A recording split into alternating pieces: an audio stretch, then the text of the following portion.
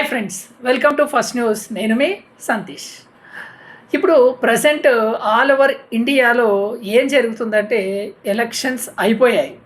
ఇంకొక last final phase election మాత్రమే ఉన్నాయి. సో ఫైనల్ ఫేజ్ ఉంది. అండ్ మేజర్గా తెలంగాణలో పార్లమెంట్ ఎలక్షన్స్, ఆంధ్రాలో అసెంబ్లీ కంబైన్డ్ పార్లమెంట్ ఎలక్షన్స్ అయిపోయాయి. సో మేము గెలిస్తే మేము అని వైఎస్ఆర్సీపీ, కాంగ్రెస్, టీడీపీ, బీఆర్ఎస్ కానీ బీజేపీ పార్టీలు సో అలా అనుకుంటున్నాయి. యాక్చువల్లీ మనము నియోజకవర్గాల వారీగా మన అనాలిసిస్ ఏంటి, మన దగ్గరకు వచ్చిన అనాలిసిస్ అంటే చూడండి, 2019లో జరిగిన విషయాలని దృష్టిలో ఉంచుకొని ఇక్కడ అనాలిసిస్ అనేది మీకు నేను ముందుకు తీసుకురాబోతున్నాం మన ఫస్ట్ న్యూస్ నుంచి. సో మనం కనుక మేజర్గా ఆంధ్రప్రదేశ్ అనేది తీసుకోగానే ఫస్ట్ మనకు అందరికీ హాట్ టాపిక్ ఏదన్నా ఉంది అంటే అది పిఠాపురం. పిఠాపురంలో పాగా వేసేది ఎవరు, పిఠాపురంలో గెలుపు ఎవరిది అనే దానిపైన ఒక స్మాల్ అనాలిసిస్ ఈ వీడియోలో మనం తెలుసుకుందాము. తర్వాత నెక్స్ట్ వీడియోలో కూడా ఒక్కొక్క నియోజకవర్గాన్ని గురించి క్లియర్గా ఎక్స్ప్లెయిన్ చేయడం జరుగుతుంది.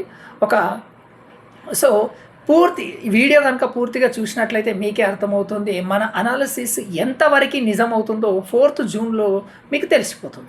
మొదటగా మనము 2019 కనుక తీసుకున్నట్లయితే 19 బరిలో కూడా మేజర్గా ఇప్పుడు పిఠాపురంలో జనసేన అధినేత పవన్ కళ్యాణ్ బరిలో నిల్చున్నారు.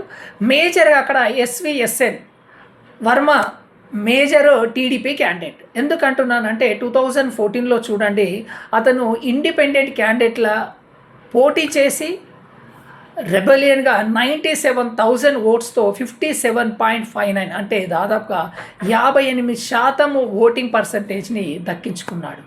సో దానికి అప్పుడు వైఎస్ఆర్సీపీలో దొరబాబు అండ్ టీడీపీ నుంచి పివి విశ్వం ఉన్నారు 2014 కనుక.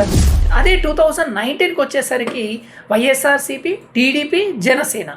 సో ఇలా ఉండేసరికి ఏమైపోయింది, అక్కడ ఎవరైతే దొరబాబు ఉన్నారో అతనికి 44.7% అంటే దాదాపుగా 80 అంటే 1,86,000 ఓట్లు పోలైతే అతనికి 83,000 అంటే 44% ఓట్లు పోలయ్యాయి. పిఠాపురంలో టీడీపీ ఓడిపోవడానికి, వైఎస్ఆర్సీపీ గెలవడానికి ఒకే ఒక కారణం, జనసేన ఓట్లు చీల్చింది ఇక్కడ. కానీ 2024లో అదే రిపీట్ అవుతుందా అంటే అస్సలు రిపీట్ కాదు. ఇది ఏమంటారు, చరిత్ర లిఖించబడుతుంది అనేది చెప్పొచ్చు. ఎందుకంటే ఇక్కడ ఇప్పుడు మేజర్గా ఎవరెవరికి పోటీ ఉంటుందంటే వైఎస్ఆర్సీపీ ఒకవైపు వంగగీత అయితే ఇంకొక వైపు వచ్చేసి పవన్ కళ్యాణ్. మెజారిటీ లేదన్నా కూడా 1,00,000 ఓట్లు పడే అవకాశం ఉంది. అంటే ఇప్పట్లో పోలైన లాస్ట్ టైం చూడండి 1,86,000 ఓట్లకి 68,000 ఓట్లు టీడీపీకి, జనసేన పార్టీకి 28,000 అంటే దాదాపుగా 80,000 ఓట్లు ఇక్కడ వీళ్ళిద్దరి ఓట్ బ్యాంక్ అనేది ఉందని తెలుస్తుంది. సో మరి ఇదే కనుక సేమ్ 2024 అంటే మొన్న ఈ ఎలక్షన్లో కనుక రిపీట్ అయితే ఖచ్చితంగా మరి పిఠాపురం నుంచి 99.99% మరి పవన్ కళ్యాణే గెలవచ్చు అనేది మా అంచనా.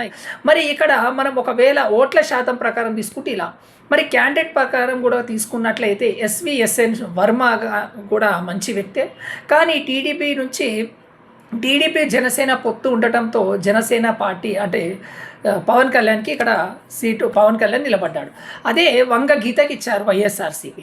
ఒకవేళ ఇక్కడ వంగగీతకు ఇవ్వడమే ఇక్కడ మెయిన్ చేంజ్ అనే చెప్పొచ్చు. ఎందుకంటే ఇంతకుముందు ఎవరైతే దొరబాబు ఉన్నారో వైఎస్ఆర్సీపీ నుంచి 2014లో కానీ దాంతోపాటు 2019లో అంటే ఏం చేయలేడు, ఓట్లు ఓడిపోతాడనే భయంతోనే పెట్టిండొచ్చు కదా మేబీ, అంటే ఎగ్జాక్ట్లీ అదేనే చెప్పలేము. కానీ అది కూడా ఒక 25 to 50% ఉండొచ్చు. అదొక రీజన్ అని చెప్పొచ్చు. మెజారిటీగా ఇప్పుడు వంగగీత గారిని కూడా తీసుకున్నట్లయితే మరి కొద్ది వరకు ఆమె సెంటిమెంట్ చేయడం కానీ దాంతోపాటు అలాంటి మాట్లాడడము, కానీ ఇక్కడ అది చూసినట్లయితే దాంతోపాటు కొంత డబ్బులు కూడా డబ్బు మద్యం అది చలామణి అంటుంది. అదొక వైపు ఉంటే పవన్ కళ్యాణ్ తీసుకున్నట్లయితే ఒక సినీ రంగం నుంచి వచ్చిన వ్యక్తి ఇప్పుడు ప్రజెంట్లో అంటే సినీ రంగం నుంచి ఉన్న వాళ్ళు కూడా ఉన్నారు. బాలయ్య బాబు ఉన్నారు. మళ్ళీ దాని గురించి మనం మాట్లాడదాము. కానీ ఈ నియోజకవర్గంలో మాత్రం మంచిగా మాట్లాడే వ్యక్తి, గవర్నమెంట్ అడిగే వ్యక్తి ఎవరైనా ఉన్నారంటే పవన్ కళ్యాణ్ అని చెప్పవచ్చు. సో అలా గనక వస్తే పవన్ కళ్యాణే ఇక్కడ బెస్ట్ పర్సన్ అనేది మనం చెప్పవచ్చు. సో మా అంచనా ప్రకారము 99% పవన్ కళ్యాణ్కి 1,00,000 ఓట్ల వరకు అంటే దాదాపుగా 55% ఓట్లు అంటే ఎన్నైతే ఓట్లు పోలైనాయో దానిలో 55% వచ్చే అవకాశం ఉంది. సో మీరేమనుకుంటున్నారో కామెంట్ రూపంలో తెలియచేయండి. వీడియో కనుక నచ్చినట్లయితే నలుగురికి షేర్ చేయండి. ఛానల్ని సబ్స్క్రైబ్ చేయడం మాత్రం మర్చిపోద్దు. చూస్తూనే ఉండండి ఫస్ట్ న్యూస్. Thank you. జై హింద్.